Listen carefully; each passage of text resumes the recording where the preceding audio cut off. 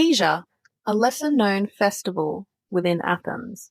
Let's talk about it. Hi, I'm Uriel Cathonia, and I'm a practicing witch and sorcerer and have been for many years, and I have a Patreon where I teach witchcraft and sorcery from beginner levels to more advanced levels, and I also have a shop called Uriel's where you can find magical wares, items, and trinkets, all to your heart's content. But that's enough self-promotion. Let's get into it. Today we are joined by a sticker that I have created. This is my artwork that I have. Well, it was initially a hand-drawn artwork that I then converted into a digital artwork. And you can find these in my shop. We stand Medusa here. But anyway, let's get back to the point of this video. So Nemesis is the personification of that indignant feeling that we feel as a society or as a person when someone gets away with a crime or has good fortune above what they deserve or what we perceive to them deserving. If someone committed a crime and got away with it, that's Nemesis. If someone had too much success, too much luck, too much good fortune, and were disconnected from the gods, meaning that they paid no respect to the gods, that's Nemesis. If someone overstepped their place within the natural order, Nemesis. Nemesis is the idea that too much good fortune can lead to arrogance, and arrogance can cause you to stray away from the gods, and that's when it invites divine intervention. Ultimately, Nemesis is the personification of the idea that no one can escape the natural order and balance. She is ultimately a very balancing force. So that's a little bit about Nemesis, but let's get into the festival of Nemesia. Now, I don't see this festival talked about very often, and there's good reason for that. There is very limited evidence of its existence, but I still want to talk about it because I really like the idea of it. So I'm going to give you the scholarly articles that I am referencing. So one is the Nemesia in Lycurgan, Athens, which is from ancient documents and their context, First North American Congress of Greek and Latin Epigraphy, which is from 2011. The other is much, much older. So this is from 1912. And obviously when we're engaging with scholarly evidence, the older something is, the less likely it is to be true, and we need to take it with a grain of salt, especially obviously when you're dealing with first-hand sources. That's different. So if you're reading Homer and Hesiod's Theogony, completely different. That we need to take as actual evidence. But when it's secondhand accounts or a second source, you kind of need to be like, use your discernment and not take it completely at face value. So this is from 1912. We know that in 1912 there was a lot of bias, especially a lot of Christian bias as well. So despite it being written from Oxford or published by Oxford, we still need to understand that the context of who was writing it and in what time period does mean that we will be dealing with bias. So yes, this book is Greek and Roman ghost stories, so you know that I wanted to read it. And it's by Lacey Collinson Morley and published by Oxford. So now that you know where I'm coming from, let's delve into Nemesia a little bit. So what we can gather from evidence is that Nemesia was a festival held within Lycurgan, Athens. And it was a festival to honor the goddess Nemesis. Okay, so for context, the Lycurgan era involved the Ephebia, which was a national draft of Ephebes, which were males in the range of 19 to 20, where they had to have compulsory involvement in the national service.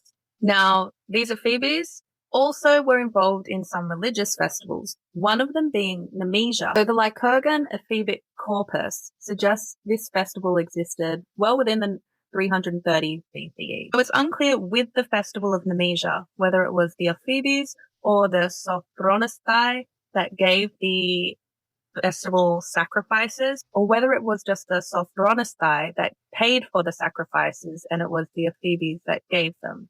So Nemesia has been linked with Lampodromia, which is an athletic festival held in classical Athens for young men to get involved with. One theory suggests that the losers of Lampodromia would actually have to give the sacrifices to Nemesis within Nemesia. And this makes sense because at the time, young men were expected to show something called philotimia, which is love of honor, love of public recognition, and love of reputation. So even though they didn't win, they are expected and should want to show piety and respect to the gods and honor to the community. Now, this is the excerpt from Roman and Greek ghost stories. And it reads, in Athens, the Nemesia were held during an Anthesterion, which is February to March. As in Rome, the days were unlucky.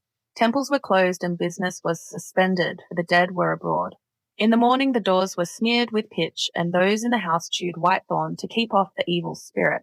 On the last day of the festival, offerings were made to Hermes, and the dead were formally bidden to depart. So I find it very interesting that in the modern account of what Nemesia possibly could be, the modern theory, is that it is something to gain honor for young men if they lose, or just to pay respect to Nemesis for those within the national service guard type thing. But here we have it kind of being linked with the Restless Dead almost. So they go on to say, Ovid describes the Lemuria or the Lemuralia. They took place in May, which were consequently regarded as unlucky month for marriages, and is still so regarded almost as universally in England today as it was in Rome during the Principate of Augustus. The name of the festival Ovid derives from Remus, as the ghost of his murdered brother, and was said to have appeared in Romalos in his sleep, and to have demanded burial, hence the institution of the Lemuria. So it goes on to say, the head of the family walked through the house with bare feet at dead of night, making the mystic sign with their first finger and fourth finger extended. So this symbol. So that's the Lacorna, held to be infallible against the evil eye in modern Italy. After solemnly washing his hands, he places black beans in his mouth and throws others over his shoulders, saying, with these beans do I redeem me and mine.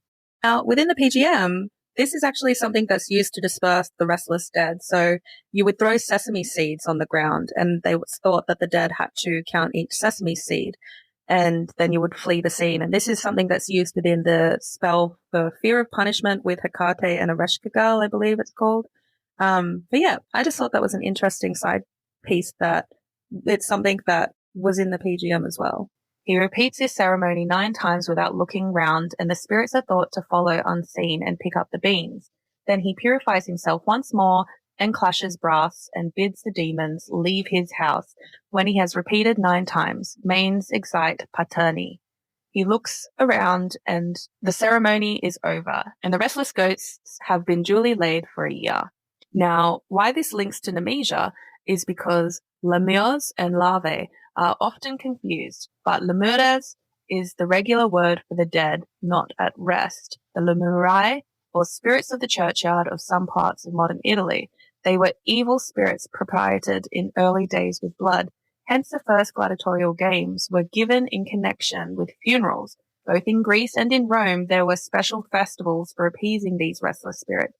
Originally, they were of a public character, for murder was common in primitive times, and such spirits would be numerous, as is provided by the festival lasting 3 days. Keeping in mind that one way for a spirit to become restless was for them to die in battle. And who was the one in battle? The Euphoebes, the males aged from 19 to 20. They were the ones engaging in Lampedodromia, which is the athletic festival.